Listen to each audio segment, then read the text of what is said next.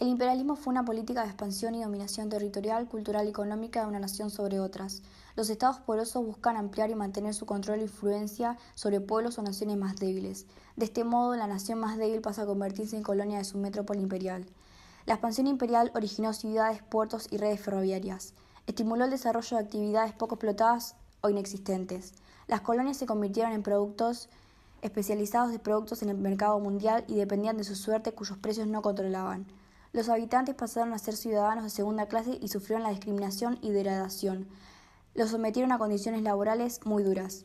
Nuevos hábitos y normas en las lenguas y las prácticas religiosas.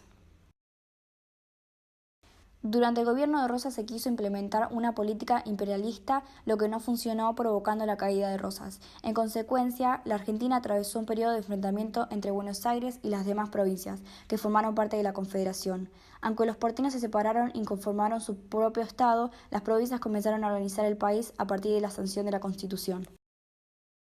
En el periodo de 1862 a 1880, durante las presidencias de Mitre, Sarmiento y Avellaneda, se sentaron las bases para la formación del Estado argentino.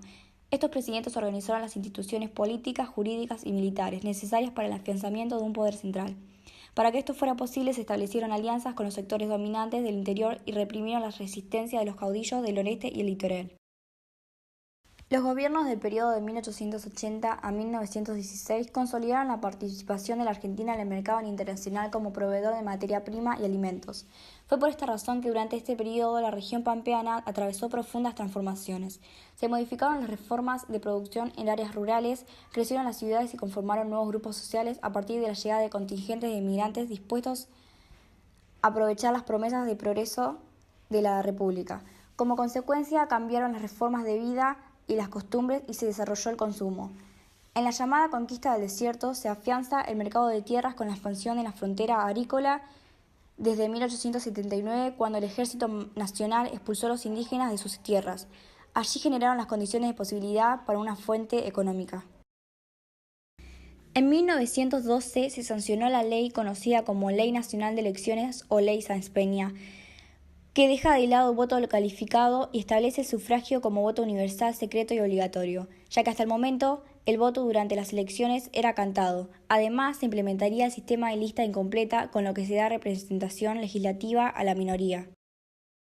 El 12 de octubre de 1916, Irigoyen asume la presidencia bajo la ley Sáenz Peña.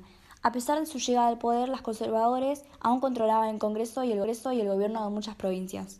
Una de sus estrategias fue el patronazgo, sistema a través del cual el gobierno aumentaba el número de empleados públicos para recompensar la militancia política. La otra fue intervenciones federales, para hacerse cargo del gobierno de las provincias en las que existieron situaciones electorales adversas o conflictos entre facciones radicales. Irigoyen tuvo que enfrentar una fuerte conflictividad social producto de la crisis económica provocada por la Primera Guerra Mundial. Los conflictos sindicales se hicieron sentir. Por otra parte, la Revolución Bolchevique y la Revolución Mexicana generaron más agitación social. En 1922, Irigoyen eligió como sucesor a Marcelo T. de Alvear. En su gobierno se generó un ascenso de la economía argentina. Se reactivaron los circuitos comerciales, reaparecieron las capitales para la producción, se abrieron nuevas industrias, mejoraron los sueldos y disminuyeron las huelgas y las protestas.